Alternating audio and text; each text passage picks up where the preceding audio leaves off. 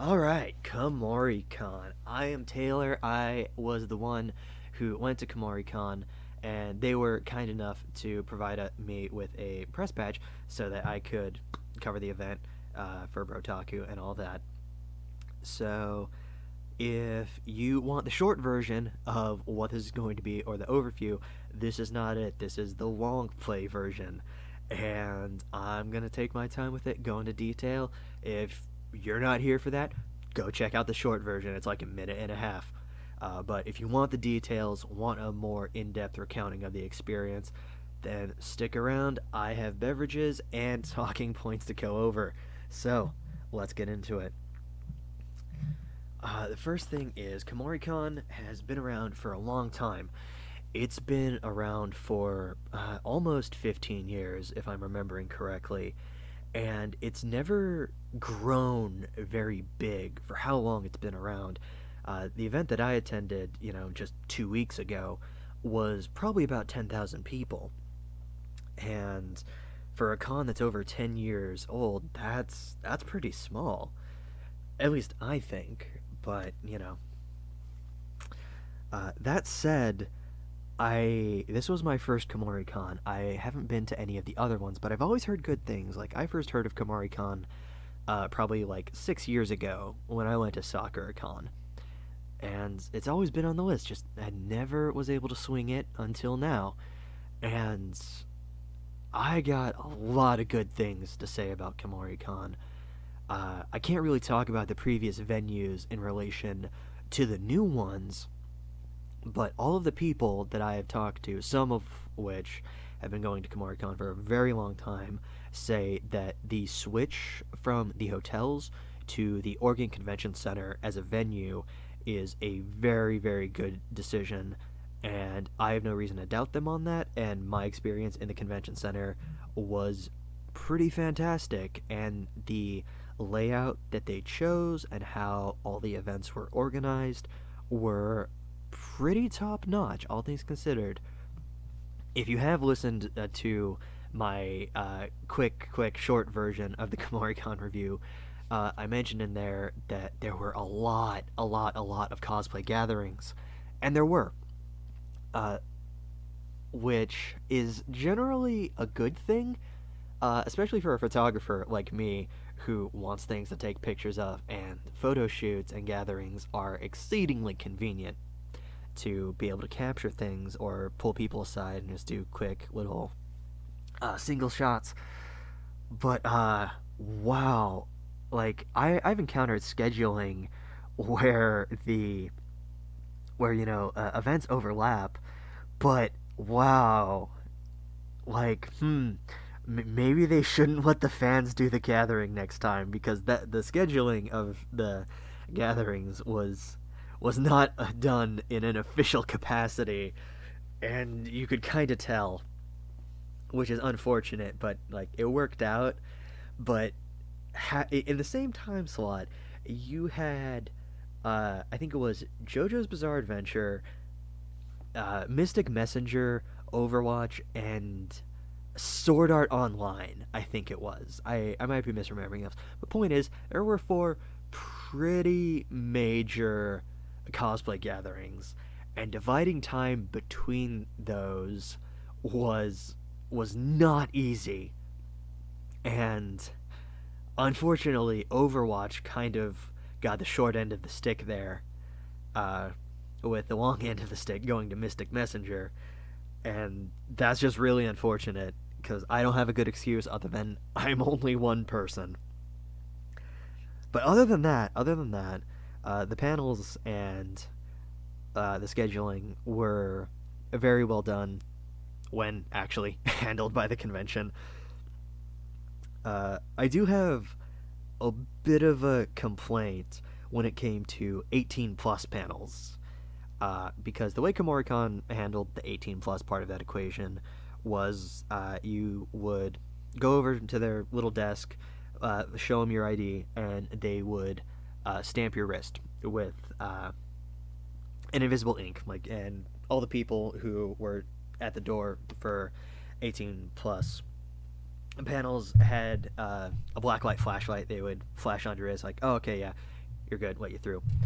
Uh, I really hate this method of doing this, and maybe it's just because I've been around a little too long, have been to too many conventions at this point, where I I get it.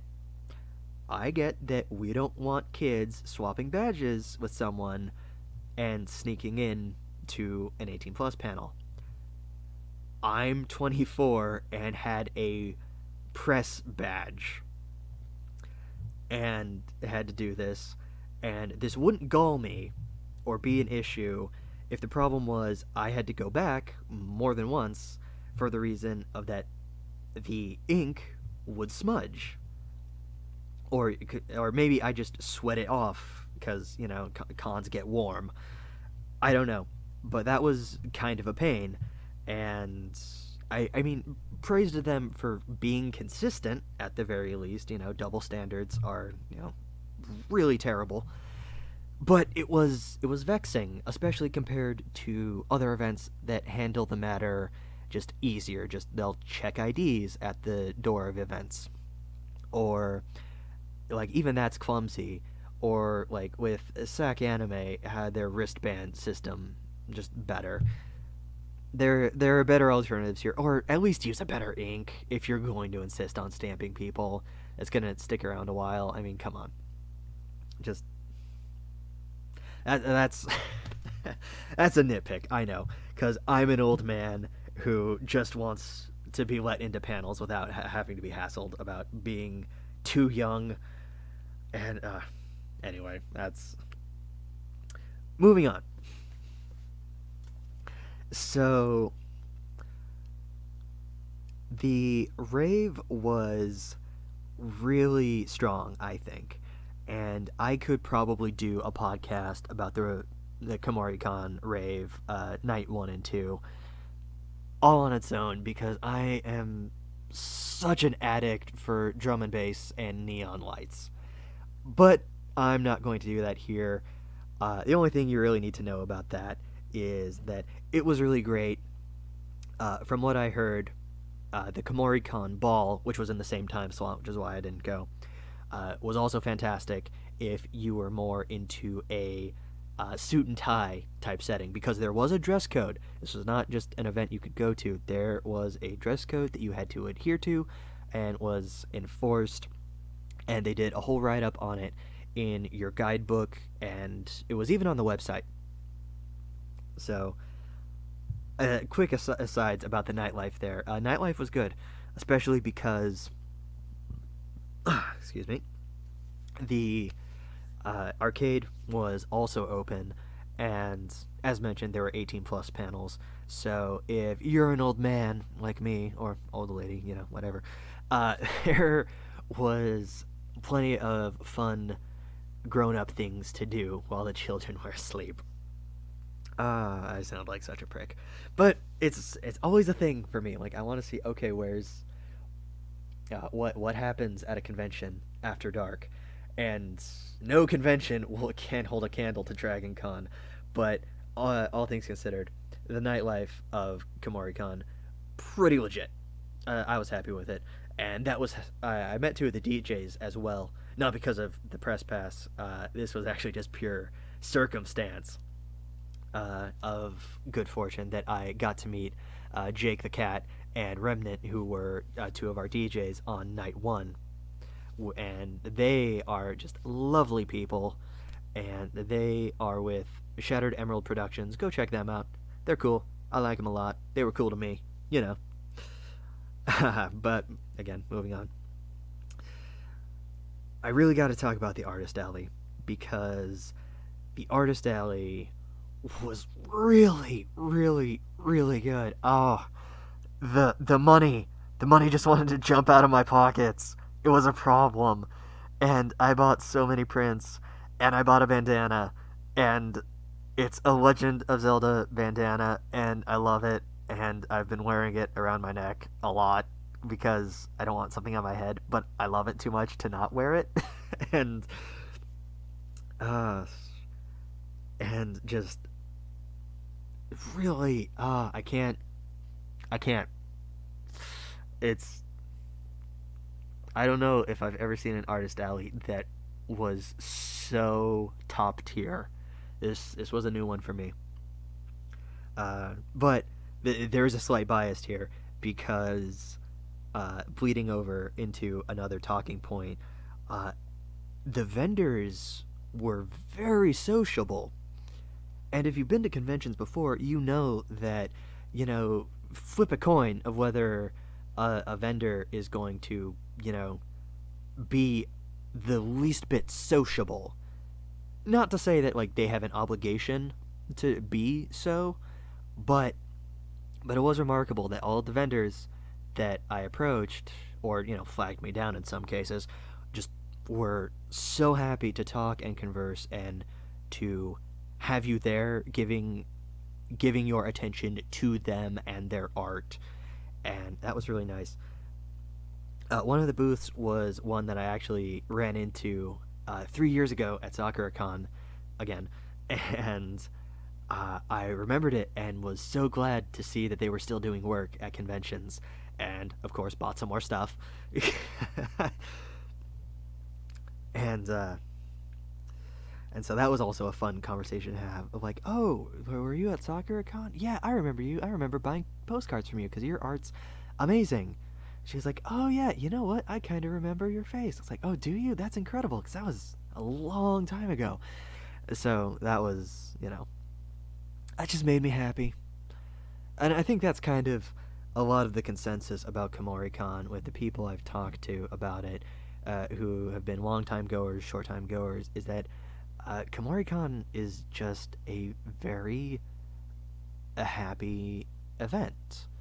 And I know that might sound odd to say, like, yeah, Taylor, like, and, like, snow is white. Cons are happy. What's your point? Well, my point is that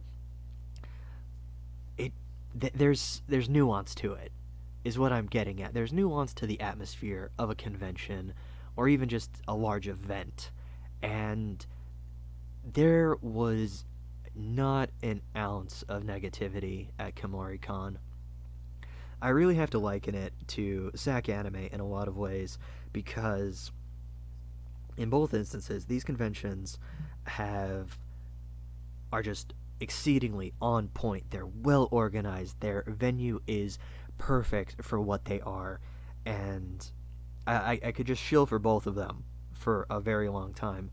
Which, I mean, I shill for SAC Anime as much as I can, and now I'm gonna start shilling for Kumoricon just as hard, because there was so little to be lacking, and it's only the stamping with the 18 plus thing that's like my only real complaint, except for like it's the Oregon Convention Center in downtown Portland, but your mileage may vary. That bugged me because I don't like downtown Portland, but that's me. Your mileage may vary, and honestly, from what I was told by the longtime con-goers of Kumoricon, that the switch to the convention center is exceedingly positive overall. So I have no reason to doubt them.